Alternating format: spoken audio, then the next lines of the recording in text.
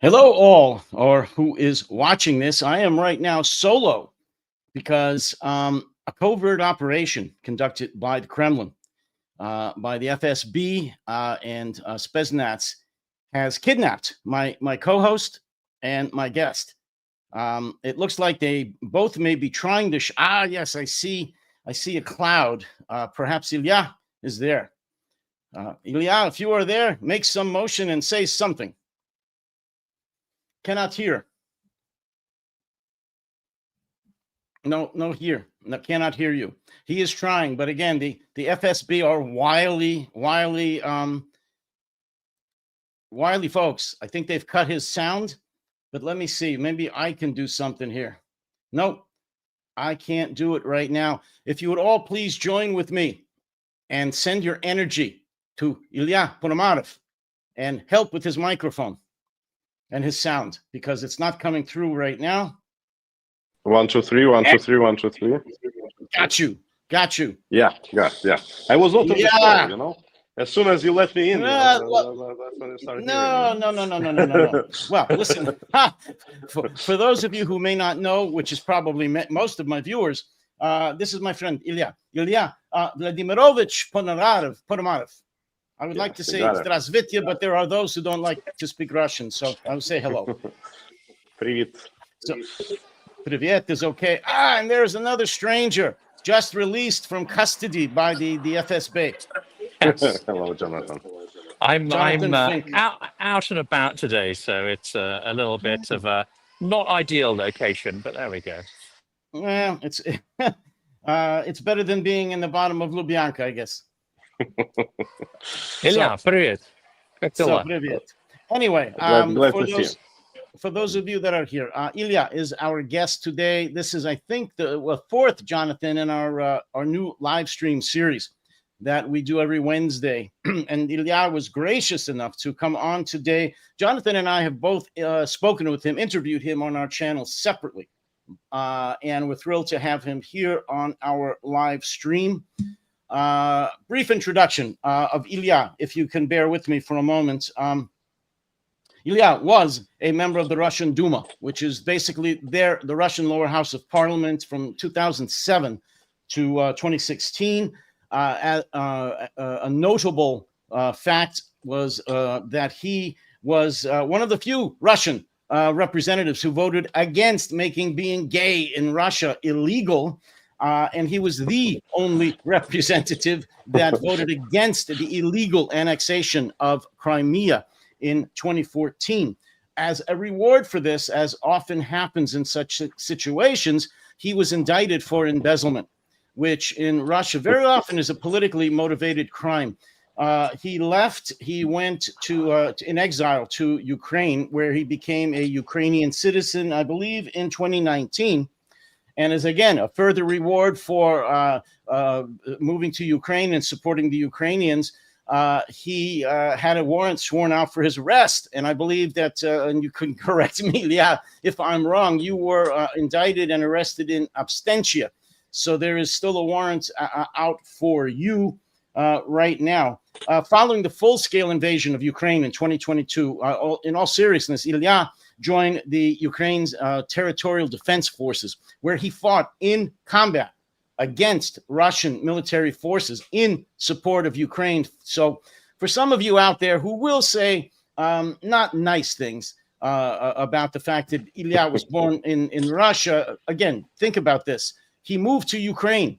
He became a Ukrainian citizen. He fought against Russian forces in support of Ukraine in combat. He's currently got a warrant out for his arrest by the Kremlin, so he's not exactly a friend, best forever friend of the other Vladimir. And the list goes on and on. He is a businessman who is involved in green enterprises, environmentally friendly businesses. He travels quite a bit. He can be seen on podcasts and at conferences all over the world. He works, as many others do, towards the day that Russia hopefully will get rid of Putin and work towards a more democratic form of government. So I won't say any more because you haven't paid me enough yet. So we'll just leave it at that. Thank you Jonathan, very much for that kind of introduction. Yeah, thank you very much. It's okay. And that's all I have to say. So you can leave now. Jonathan, if you could, please, I've monopolized the beginning enough. No, fantastic. Great to see you again, Ilya. I'll kick off with the first question. There has been a lot of rumors circulating of potential coups in Moscow, but actually, on reflection, most of these seem to be either trolling or people getting their hopes up, or possibly even psychological operations. Is it naive to think that a coup is likely to topple Putin anytime soon? Look, I think that the possibility of such an event could never be excluded. At the end of the day, like even back 100 years ago, the February Revolution of 1917 also was being created by people who were quite loyal to the Tsar and who didn't want to remove Tsarism as the political system. And they were all representatives of the, how we would say now, large businesses and large corporations of that time.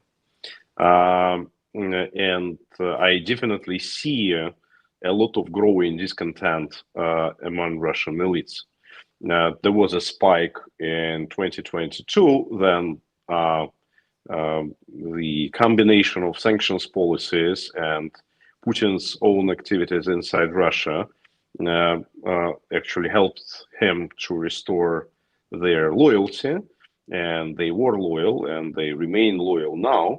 But for the last year, they're asking more and more questions, because many people believe that it was Russia who made everything possible to support Trump's re-election. And then Trump was making some advances and offers to the Russian president, which like virtually everybody in Russia believes, they're cool, we need to take them. And Putin is not taking them. And people are scared because now they don't understand how much longer this whole thing would drag and what to expect, and they don't understand the rationale. So this loyalty is visually declining. And just recently, there was basically an attempt to offset what Lavrov has said to Marco Rubio, after which the Budapest summit between Trump and Putin was cancelled, and Kirill Dmitriev, the guy who is coming from these liberal circles and who is managing National Investment Fund of Russia, went to the United States in an attempt to recover the relationship, but it didn't work. Nobody met him. And he was sending all these messages, that guys, we're ready to talk. But as the result, he had just to return back home. And today he said, at least a year, we will have to continue fighting. And obviously that doesn't put people in a very good mood. So I totally understand where these rumors are coming from. In fact, he was accused of being a propagandist, I think, to his face on CNN. He's not used to people being, let's say, I'm going disrespectful, but he's not used to that. That must have come as quite a shock, not just to him, but to the people who dispatched him. No, absolutely. It was very dismissive on behalf of Secretary Bessent. Dmitriev, he is one of the most experienced investment bankers in Russia. He is a wealthy businessman, very well respected in this regard. And being called a propaganda guy, that means that it's a piece of shit, and that's obviously was a huge disgrace for him personally. Let me follow up on what Jonathan is saying. I have, of course, a ton of questions about that, as well as the elites, the sanctions, and so forth. Are you saying then that the sanctions are starting to get through to some of Putin's strongest supporters among the oligarch, or is it a combination of many, many different factors? The war, of course, that are actually starting to make them think that maybe they shouldn't put all their, their faith in Vladimir, and that maybe there has to be a future without him. What do you think is causing this newest current of unrest in and around the Kremlin? No, in terms of the sanctions pain, I don't think that the recent developments actually add a lot to the fate of particular Russian businessmen, oligarchs, of Russian wealthy. Because everything that could have happened mainly has happened already. And they were unhappy since 2022 about this, but a lot of their problems, they were personally compensated by Vladimir Putin, because he was basically taking some assets away from people who were disloyal, kind of nationalizing them, then the Western companies which were leaving Russia, and then they were given to those who are loyal. And that was a bit of a compensation, a payback, a kickback, from what's going on. And it kind of worked. This recent sanctions against Lukoil and Rosneft, obviously, Vagita Lekperov, the main shareholder in Lukoil, was unhappy.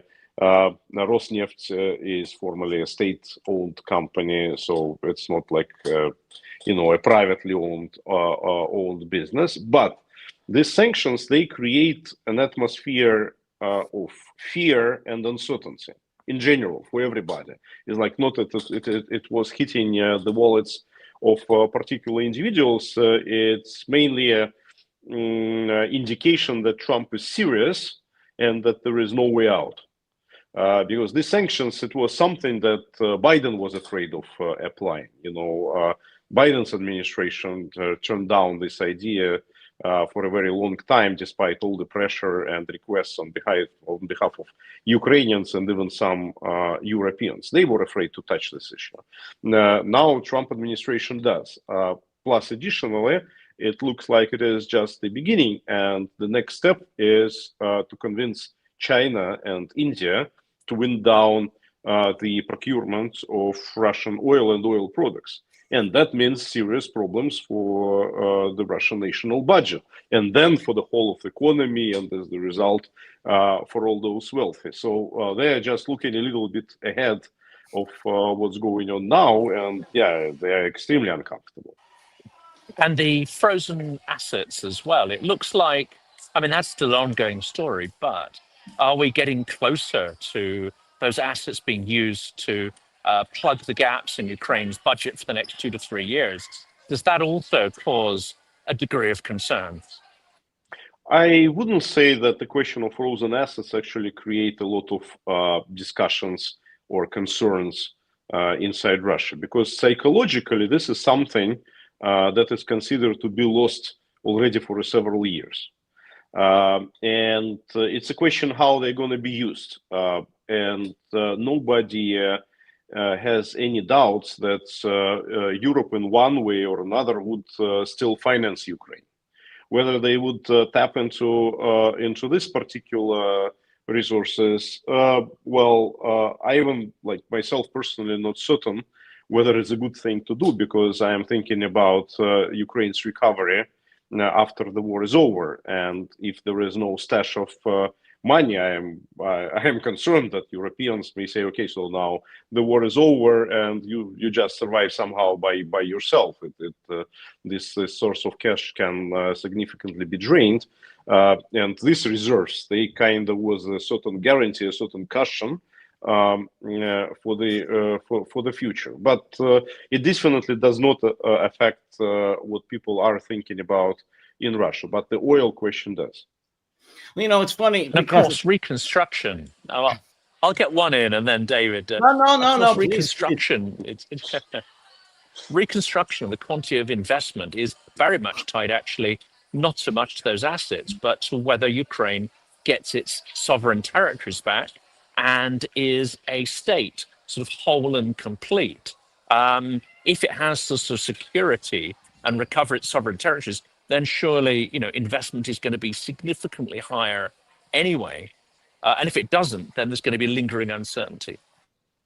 I wouldn't say that I 100% agree with this because, like totally worst case scenario, Ukraine loses 4 regions plus Crimea. Like worst case scenario, that's the highest demand from Kremlin to give us Donetsk, Luhansk, Zaporizhia, and Kherson. The rest of Ukraine stays, and it's anyway would be a situation of peace. Whether it's stable or not so stable, it's another question. But it would be a situation of peace, and it would be a necessity to rebuild a lot of destroyed facilities in Kharkiv, in Odessa, in many other Ukrainian cities. So there is a huge business anyway.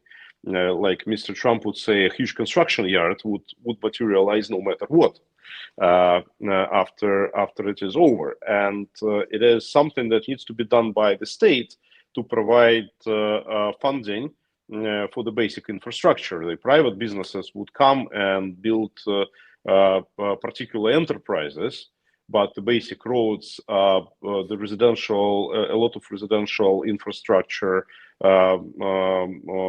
providing guarantees for the business to invest in the power plants and other long-paying assets. That's needs to have some financial cushion, and Ukraine doesn't have it after this war. So it needs to come from somewhere.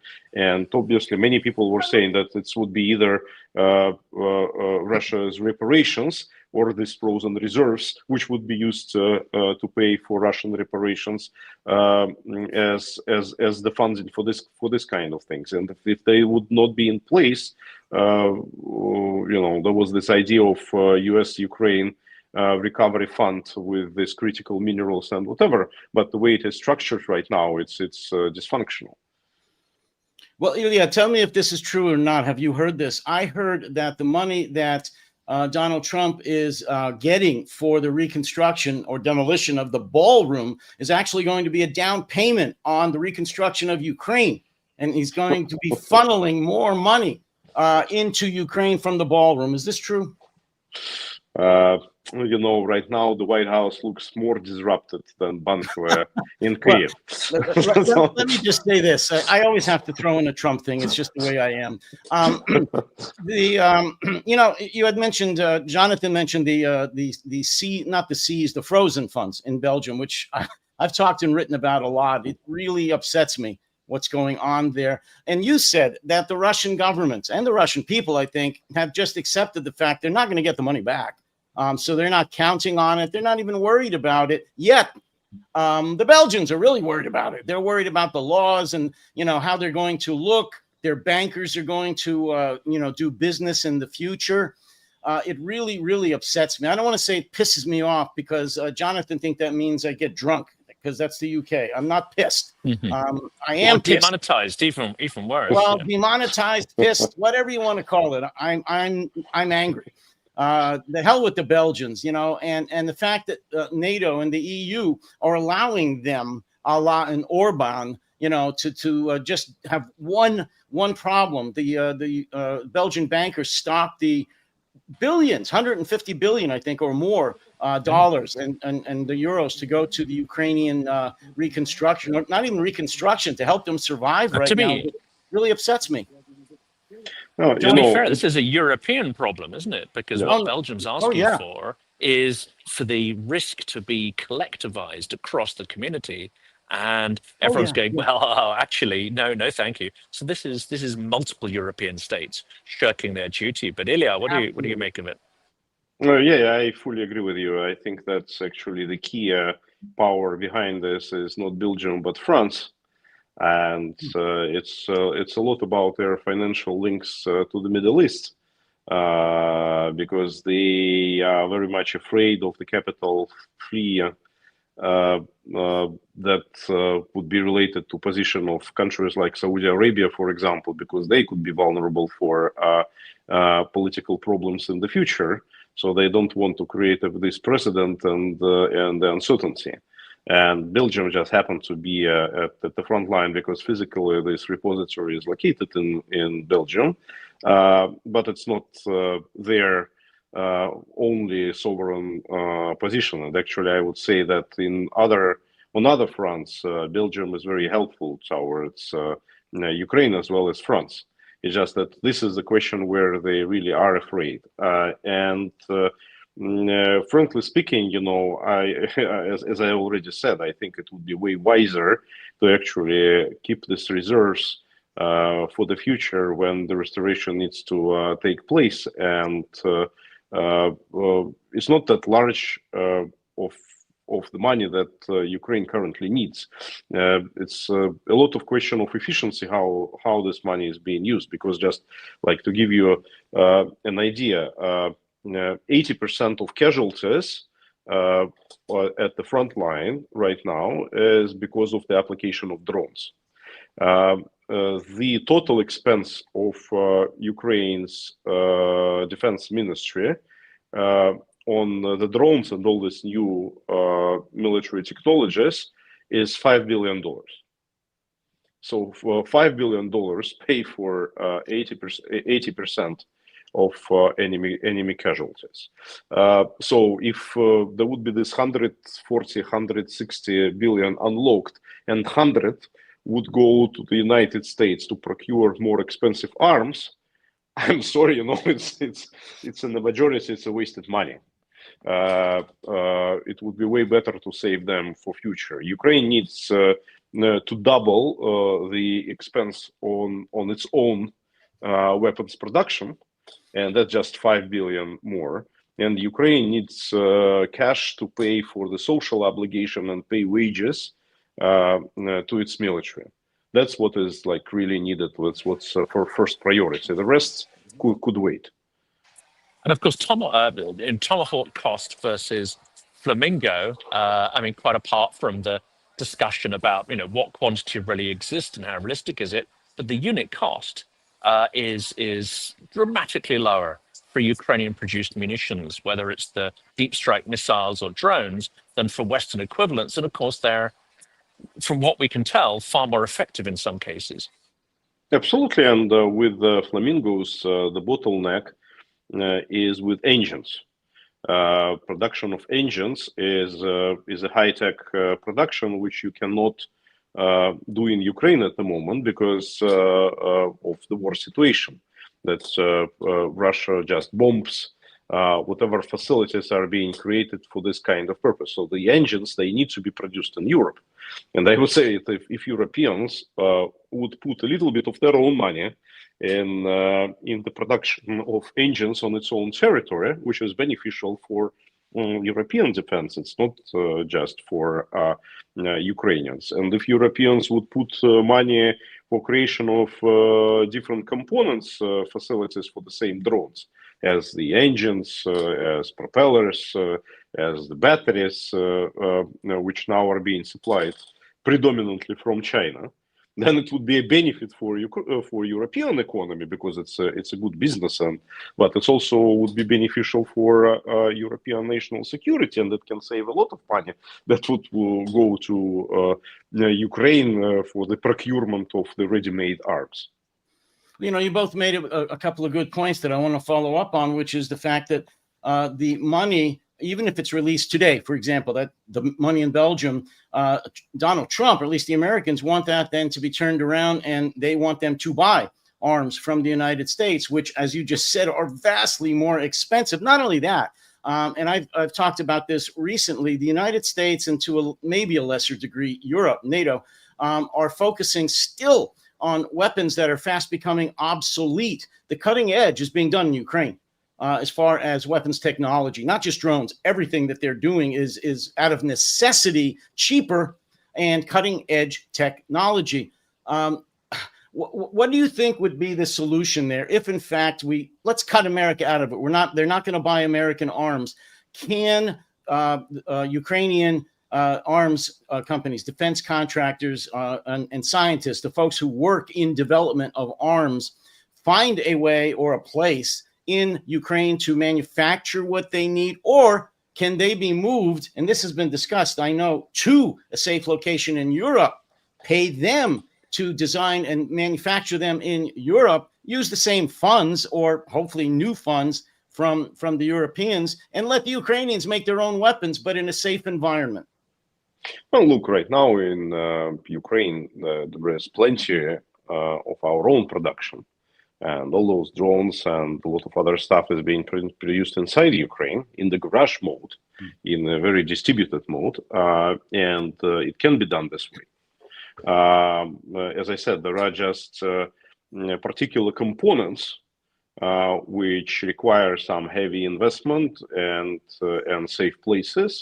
And primarily we are talking about engines, all type of engines, but jet engines in particular, but even the small engines for the drones, you know, they also very much needed and very important. And that's has that been Ukraine discussed, can produce. to have the technicians moved to Poland or Germany or France with the funds they need to make those engines and other components for the Flamingo, for example? But there is no funds for this. Say again, I'm sorry. There is no funds for this. It's very simple. They would love to, but there is no funds for this. What is happening, if you could tell me, with the construction of the factories for Rheinmetall from Germany? What's the progress on that? I know they are going to be building some defense industry, some factories in Ukraine. What do you know the status of that? Well, you know, what's going on in Ukraine, I think it's progressing, but as everything what is happening with the large corporations, it's very slow. And again, with Rheinmetall, it's not only a question of the facility inside Ukraine, it's the question of facilities in Europe. And I know that their project in Romania, for example, with explosive has stalled and stuff like that. They're not in a hurry, you know. It's a large corp. You know, the beauty of Ukraine is that it's all been done by a vast number. Right now, Ukraine has several thousand of innovative startups. It's a true Silicon Valley of defense technologies, and they are producing a lot of different stuff. Many things which are needed as components for like small FPVs, they are not necessarily needed to be produced, say, in Europe. It just would be nice to have them in Europe, because Europe would benefit from this a lot. But at the end of the day, Ukrainians are buying the stuff from China, and it's what is called good enough. But some components like these jet engines, you know, we have nowhere to produce, and that requires some investment, and there are just simply no producers lined up for this. And that's the same as the interceptors, isn't it? That's why you've got a British-Ukrainian co-partnership to produce those. But again, whether the timescales are meaningful for them being produced at scale is another thing. And Ilya, what do you make of, you know, a couple of my sort of colleagues in this space have been talking quite obsessively recently about the need for Ukraine to have the capability to strike Russian drone factories, so to take out Russian facilities at some degree of scale. And of course, they're at great distance as well from the actual front line. Well, you know, I think that the situation is very much symmetrical in Russia and in Ukraine. And judging by Russia's inability to shut down Ukrainian drones production, I have serious doubts that we will be able to shut down Russian drones production. To hurt it significantly, definitely yes. And traditionally in Russia, people tend to create larger facilities to put them in one place because they have more money, you know, and they kind of feel safer. But okay, after a couple of strikes, they would learn to decentralize and also to put them in different garages, so it would be back to where we stand right now. What I think is like badly needed, and what Ukraine is not doing at the moment, and there are reasons for this, different reasons, is an ability to strike Moscow. Because at the end of the day, the decision about whether to continue fighting or to stop the war has been done on the political level. And Moscovites right now, they don't feel the pain. They don't feel the war. They live in the normal, even superior European city with large, nice infrastructure of cafes, restaurants, all the nice places to go to. And that's why if we look at the different polls, then we see that who are the most aggressive at the moment. The biggest warmongering place in Russia right now is Moscow, which is totally different from what it was 5 years ago, because Moscow was always the most opposition-minded place in Russia, the most anti-Putin place in Russia. Right now, it's kind of like the most pro-Putin place in Russia. And why is that? It's because others feel the war and Moscow does not. And that's why the question of organizing blackouts in Moscow, in actually attacking the administrative buildings in Moscow, in attacking Ministry of Defense in Moscow. Maybe it's not as important in the military sense as attacking a particular factory, etc. But I think it would be a very powerful step towards the ceasefire.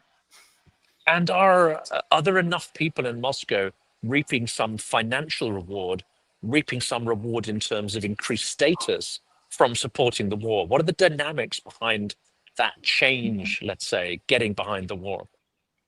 Well, obviously, all the beneficiaries are in Moscow, and their names are known, where they live is known. It's all transparent, so you can attack them. It's just that in the previous U.S. administration, Jack Sullivan, Bill Burns, and the president himself, they were very much against of opening such a Pandora box because they thought that it would be a true escalation. But that's the escalation which is actually needed, because these guys are the real beneficiaries of the war. And it's totally in line with all the international rules of war. They are not civilians. They are the combatants. They are the sponsors of the war. And obviously they need to be attacked. And the middle classes, the sort of proto-middle classes, professional classes, are they financially benefiting from the situation, or are they starting to feel a pinch, let's say, from what's going on? I think that during last 35 years, the biggest economic growth was during the years of war, because it was this Keynesian effect on the economy. The money started to come. It was a big financial pump into the economy. So obviously everybody benefited because the money was coming as wages for the ordinary guys who took the contract and went on fighting, as well as for the middle class and the wealthy, which are the owners of different companies which benefit from this situation. It was the largest construction boom in Russia. It was the largest consumption boom in Russia. So obviously everybody benefited from this, and that's why they don't rebel. During World War II, the Allies eventually decided on total war. They bombed indiscriminately. They did what they felt they had to do. I am not advocating that NATO or Ukraine pursue total war against Russia. However, you did in one of your statements, in fact, I think I'm calling this live stream, "We Must Capture the Kremlin." I would like you to discuss that, if you mean that metaphorically, realistically, that actually needs to be captured. I know you have said many times, Putin needs to go. Russia's not going to progress anywhere towards any kind of democratic nation with Putin still in power. What do you feel like? You just mentioned that Ukraine doesn't really have the ability to strike Moscow that much. They have, but it's not having any effect. Do you believe that if they are able to produce the parts, the engines and so forth for the Flamingos, or if they do eventually get Tomahawks, they should target the hell out of Moscow as far as administrative, not just military, but administrative offices, and pursue a quasi total war against Russia and do what they have to do to make the Muscovites see the lights and turn against Putin? Well, look, I am against, as you say, total war, because I think that targeting just civilians, it's inhumane and it's wrong, and it's against all the international conventions of war. Yes. That's why I'm not. It doesn't work that well either. It Yeah, doesn't bring people's spirit. It was vice versa. It would mobilize the opposite people, effect very often. People against. No, but what I'm saying is that we should attack those wealthy which benefit from this war, the stakeholders of this war. And this is the top bureaucracy which organizes this war, including Putin's residences itself, and their residences of the wealthy, the governors of different regions. And I can say that actually ordinary Russians would applaud this, because they feel alone confronting, those of power. They don't see that anybody is helping them. They think that they are to suffer anyway. They've been sent to the front lines. They would receive less social care as the result of sanctions. So they would take the pay, take the toll of this war, but they are not being protected by no one. No one is their ally. And that's why if Ukraine or the West would actually join the fight against Russian oligarchy, I think that people would be very happy, and they would actually may switch sides. A lot of them may say that finally. I want to follow up on this because I think it was brilliant, as Jonathan would say, brilliant. I like that. What do you mean by we need to capture the Kremlin? I mean, again, what would you like to see happen if you had, or Ukraine had, the capability?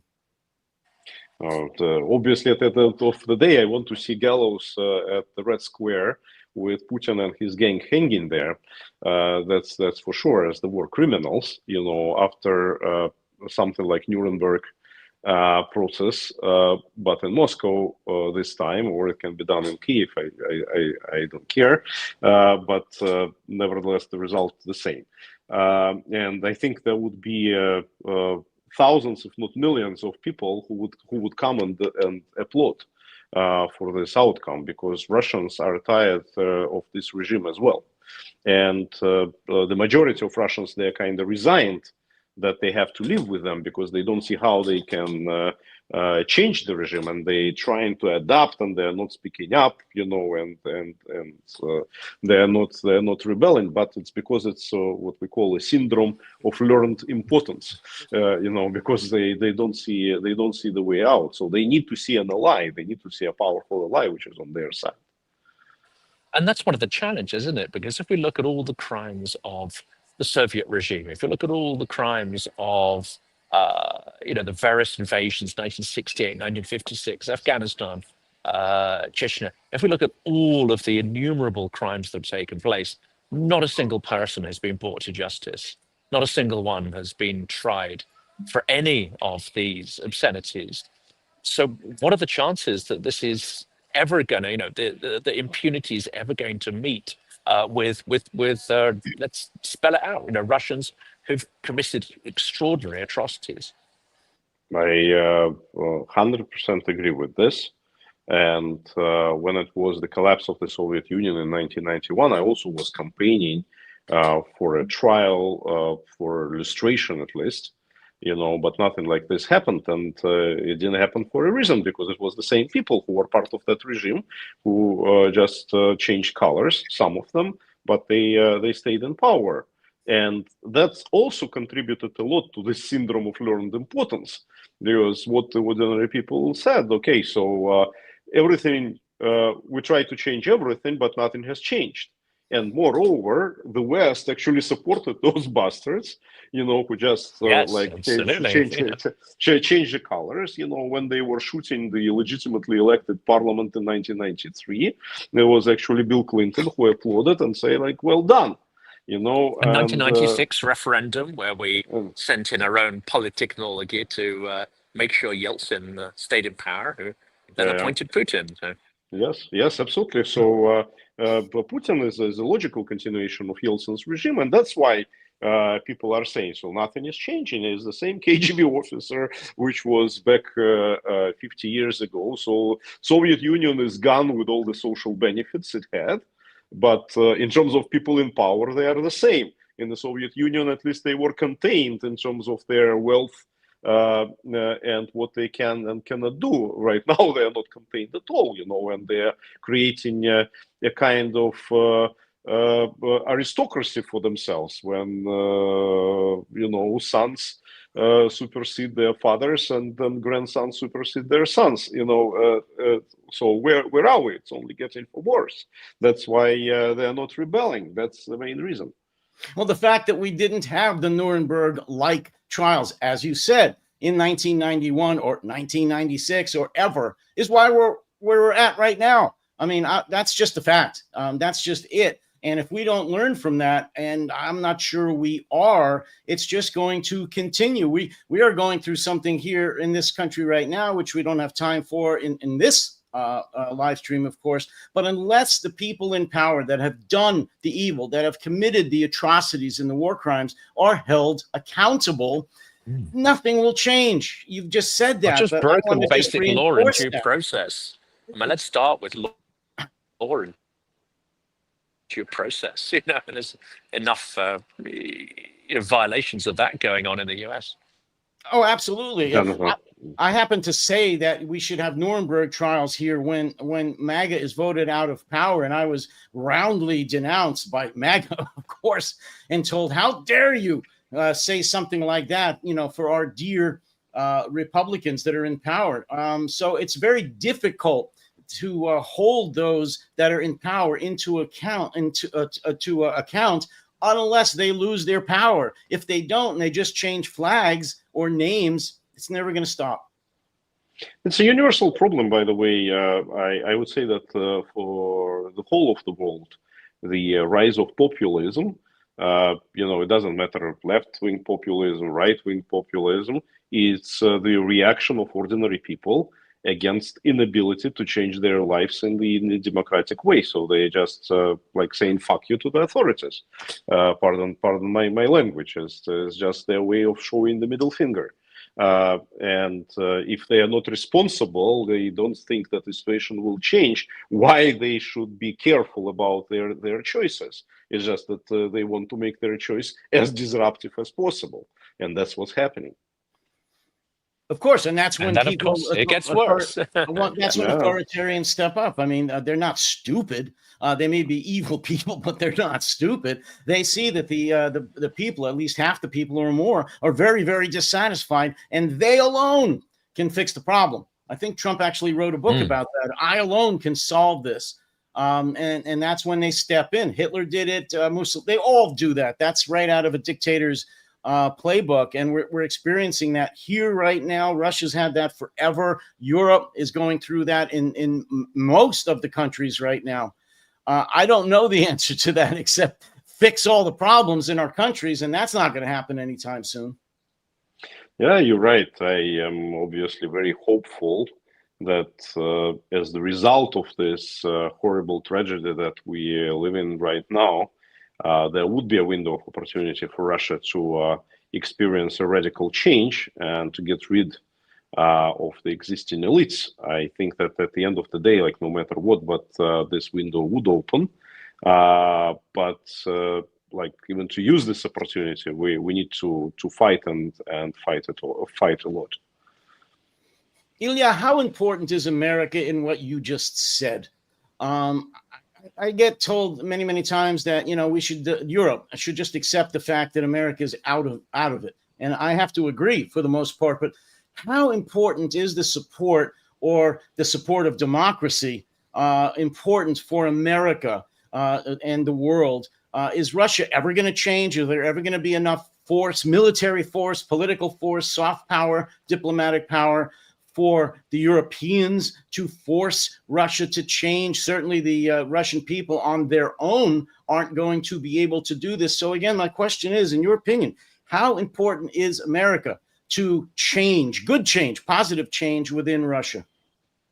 No, frankly speaking, I am very skeptical that somebody can interfere in our internal affairs and can help us to do the positive change. Oh, I have to stop you only because I don't mean that. I don't mean covert action. I don't mean the CIA going in like they fucked up for many, many years in the past. Excuse my language. I don't mean that at all. I mean by the very strong, vociferous support of democracy by the United States, soft power, diplomatic power, not going in with the CIA undercover or the military threatening. I mean, how important is it for America to be stable and to support democracy and be an example to other countries, including a new Russia? How important is that? Or is that gone? Is that the past and it's not going to influence anybody in the future? No, obviously it is very important. But I would say that I already many times said this in public, that for our fight, the Trump administration is so much better than the previous one, because the previous one actually did a lot of conscious effort to stop us, to prevent us from action, to tie our hands.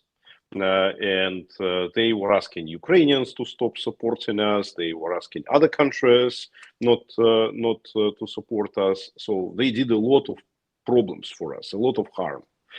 This administration just doesn't care, and that's so much better, I can tell you.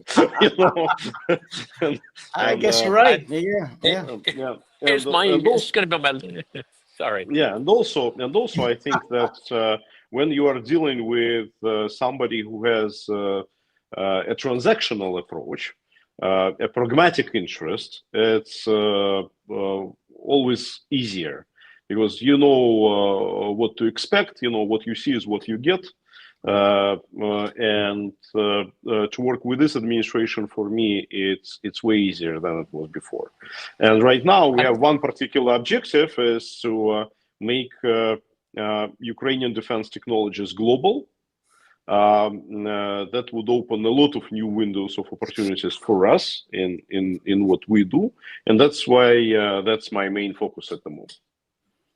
And this is going to be my last question, Dave, because I'll have to jump out in a second. But you talk about soft power, and it seems to me really interesting, because for us, soft power would include all sorts of things, including cultural institutions, maybe NGOs that will support democratic groups and so on. We label it soft power. We think of it as soft power. We know that there is a connection between the state and often foreign policy and soft power NGOs.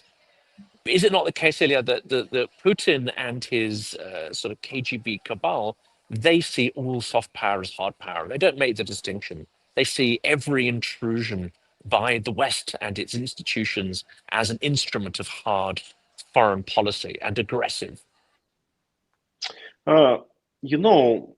In the word soft power, the key word should be power and not soft. And when Kremlin exercises soft power, for them it is power, because they know what they're doing it for. They have a particular objective for each of the hybrid operation that they are planning. They put in particular objectives for Russia Today, for Russian World Institute, for elections collusion. They know what they try to achieve. They fail in many times, but at least even the Hermitage and cultural outreach, same stuff. Yeah, even there, they know what they're shooting for. The American soft power for many years, it was unfortunately just an idea of supporting some nice people. To be exact, people who are in charge of distributing money think are nice. And whether it was useful, not useful,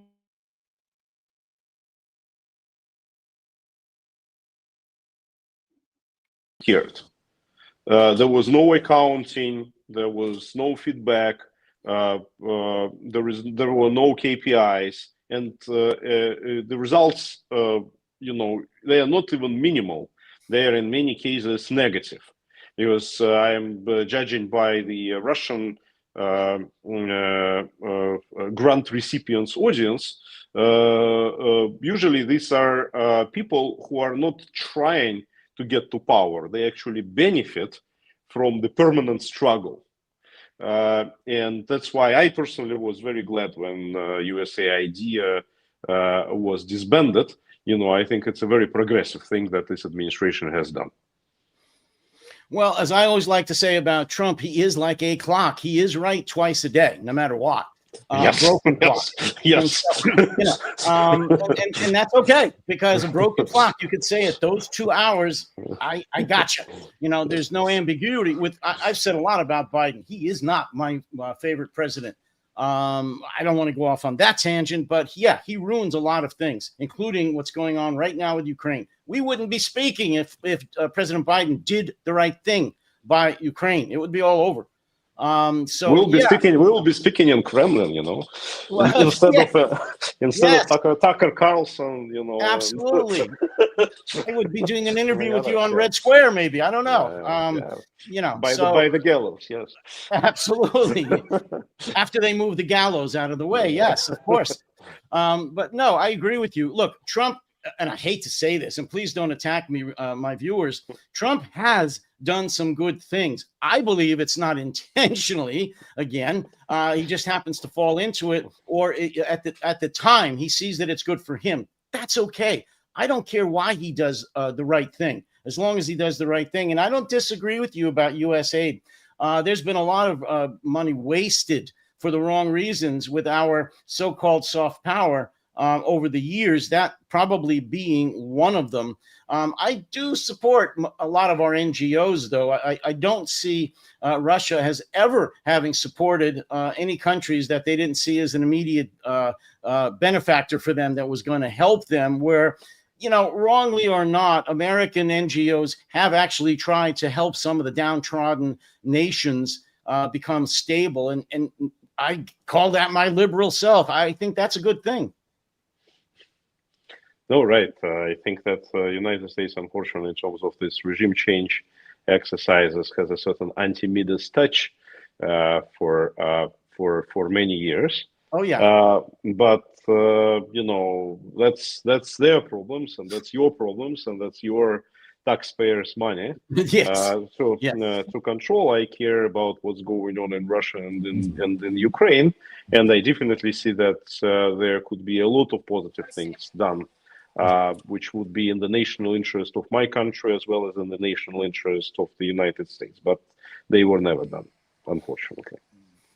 My last question here is, I still have the impression I've had since 2016, that Russia is tipping money into extreme voices, extremist parties, figures in Western countries especially, and including Britain, that are designed to disrupt and divide. Now, I don't have demonstrable evidence that, say, Reform is taking Russian money, but we did have a court case recently where a key person in Farage's previous political parties and for a short time Reform was taking money to spread Russian narratives. So this seems to be an ongoing point of extreme risk for our democracies. They didn't invent all our problems, but they're busy tipping petrol onto the flames.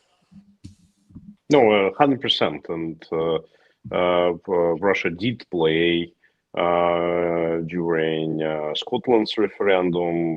Russia did play during Brexit's referendum. Russia did support Farage.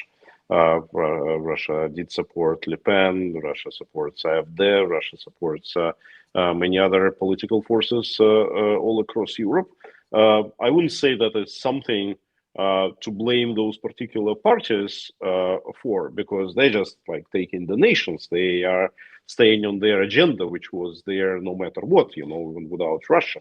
In many cases, in some cases, I think certain politicians, they do say certain things on request, but in most cases, they're just staying on their usual position. Russia's objective is very simple: is to create turmoil, to seed discontent, and to create splits in the West, so that there is no united front against it. And that's a very clear objective. And again, to seed house, it's usually easier than to promote some positive agendas. That's why they are quite successful in that. Ilya, what's the feeling right now? No, you have to go, Jonathan. Jump there. You guys the last carry on, and my channel will carry on seeing it as well, so they won't miss anything. Well, jump Ilya, off. thank you so much. Thank you. Thank you. Thanks, Jonathan. Thank you. Cheers. Ilya, I wanted to ask, what is the feeling right now, in your opinion, within the, I guess, the administration in Kyiv towards the continued support of Donald Trump? Is his animosity towards Putin a temporary thing again? Because he changes his mind often. Or do you really feel that this is a tipping point? Has he had it with Putin? Is he disgusted? Is he offended? Is he going to do what he says and keep the new round of sanctions, especially, like you said, against the major oil companies? Is he going to continue to support Ukraine, whether or not with the Tomahawks, with intelligence sharing? Where do you see the future of Trump's support for Ukraine going right now? Well, I think that we need to say that, firstly, Trump was never a friend of Ukraine, but it was never a friend of Putin either. Trump is pursuing his own interests and the interest of the United States the way he sees them, and he really wants to achieve peace no matter what. And he doesn't care for the cost. He doesn't care, about the territorial losses, gains, whatever. To him, it's a secondary thing. He genuinely wants peace. He definitely doesn't want Ukraine to lose.